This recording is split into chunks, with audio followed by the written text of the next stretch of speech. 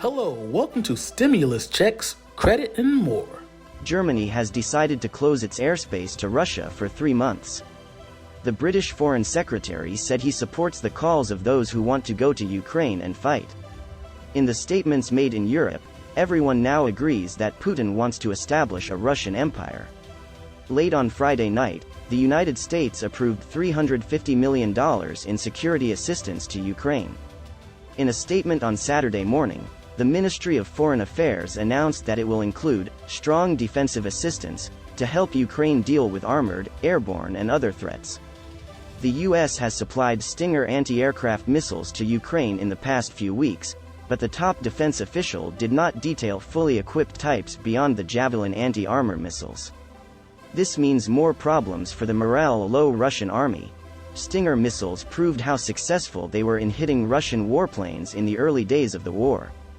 Javelin missiles continue to do what they always do, destroying the tank troops, the cavalry of the modern century. The official did not say how the aid would reach Ukraine. This is actually one of the most striking issues. Because the Ukrainian airspace is closed for the time being and the US sending aid through Poland seems like the most reasonable outcome. Since Ukraine's airspace is disputed, the US has not flown any aircraft to or over Ukraine.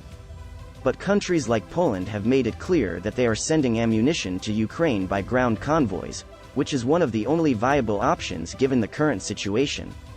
I think you should assume that roads will definitely be on the list of options we will consider, the defense official said, without providing further details.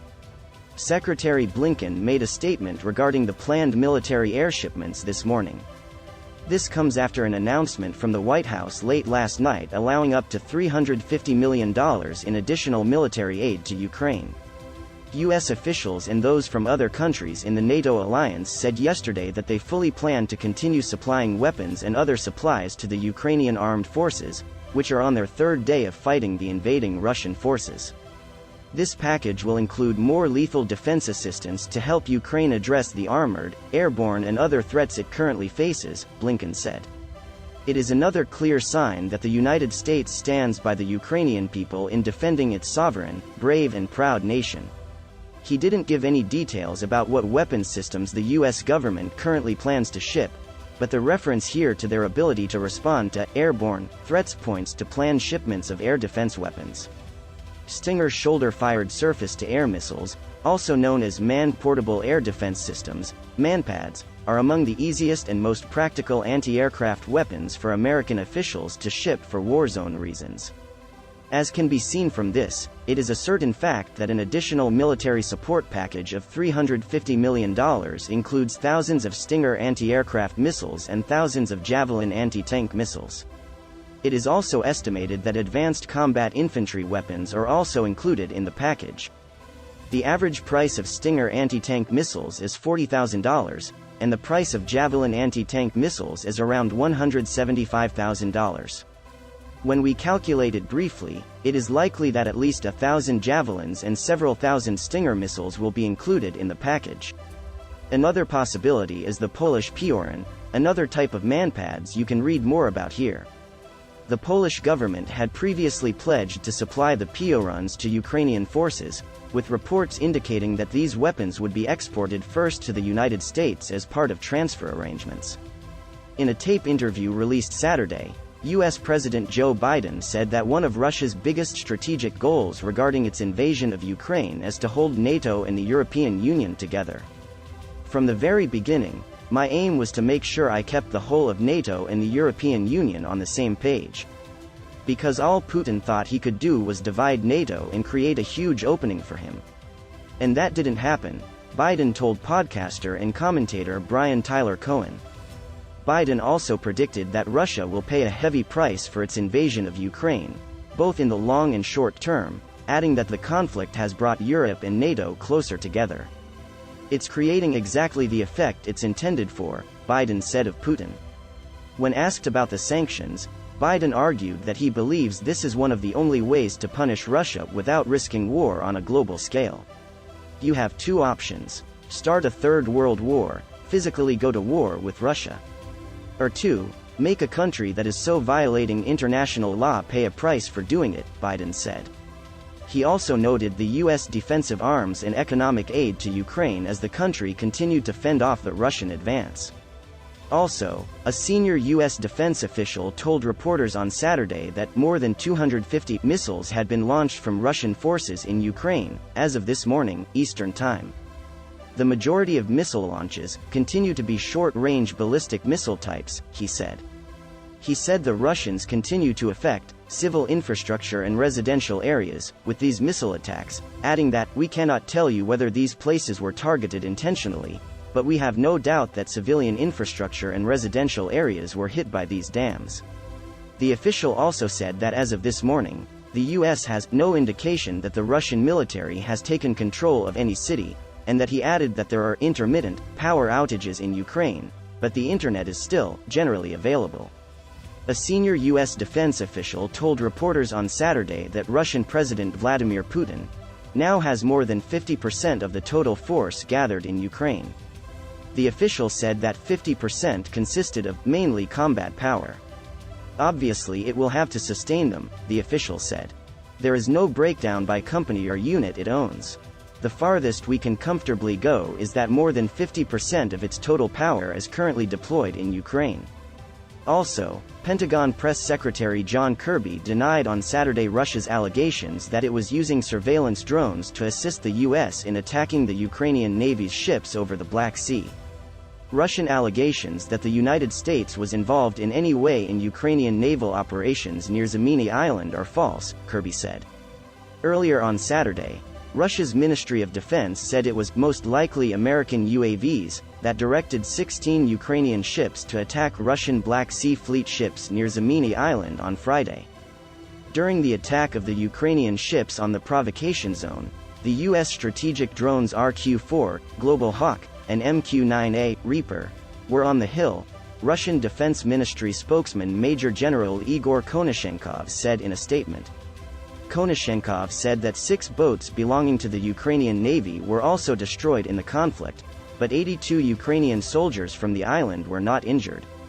The inability of Russian combat aviation elements to operate with absolute impunity in Ukraine may be one of many factors that have already contributed to consistent reports that they are advancing more slowly than expected, especially towards the country's capital. Despite clashes on land and additional Russian attacks on the city, Kiev, now under total curfew, managed to exit this morning, still under tight Ukrainian control. A U.S. defense official said today that the U.S. government believes the Kremlin is increasingly disappointed with the overall situation. The UK Ministry of Defense has also published a similar assessment. However, Russian forces continued to press and made some significant advances over the past 12 hours, particularly in the southern part of Ukraine. Russia claims to have taken the city of Melitopol, which has a very strategic location in the northeast of the Crimean Peninsula. While it was clear in the footage that Russian forces were in the city the other day, the exact extent of their control was controversial.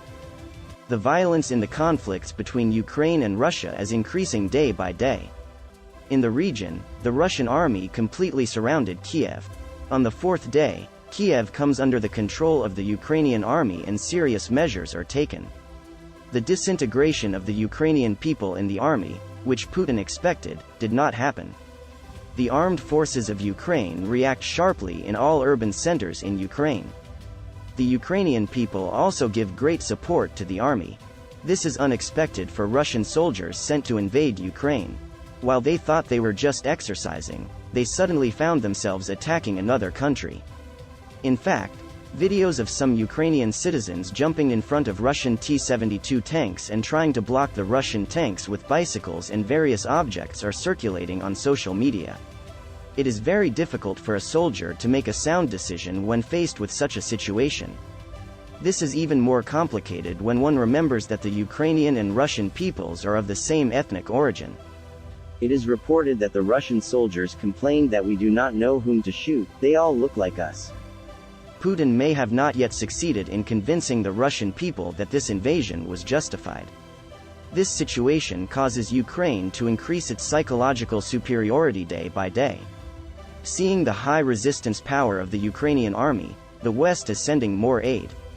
The public support gained by Ukraine enabled the sanctions against Russia to be implemented much harder and faster than expected. While Russia is losing more money and power every day, the Russian people have become unable to withdraw money from banks in just a week. It is also reported that the North Atlantic Alliance is preparing a much larger support to Ukraine. Putin had announced that he would target aid to be sent to Ukraine. This may put him under even more pressure. Ukrainian leader Zelensky also inspires the Ukrainian army and people with his determination and courage. The Ukrainian embassy in the UK said on Twitter on Saturday that Ukrainian President Volodymyr Zelensky had rejected the US offer to evacuate from the capital, Kiev. According to the embassy, Zelensky told the US, "The fight is here, I need ammunition, not a car." Ukrainians are proud of their president, the tweet adds. "We're not putting down the guns," Zelensky said in a video posted on Twitter Saturday morning. This reaction has received a lot of attention. The US government took immediate action. The United States approved over the weekend $350 million in security aid to Ukraine. This news fell like a bomb on the agenda. In particular, it is thought that the javelins to be sent will greatly change the course of the war in the region. The Ukrainian armed forces received heavy blows from the javelins in Donbass 5 years ago. The Ukrainian army, which has experience in this matter, may not allow Russian armored vehicles to enter the territory of Ukraine. These javelins will play a critical role in the region as the battle appears to be getting closer and closer to ground warfare. From the fourth day of the war, Ukraine receives support from Europe. Trying to prevent Russia with sanctions, Europe and the USA also started their shipments to Ukraine.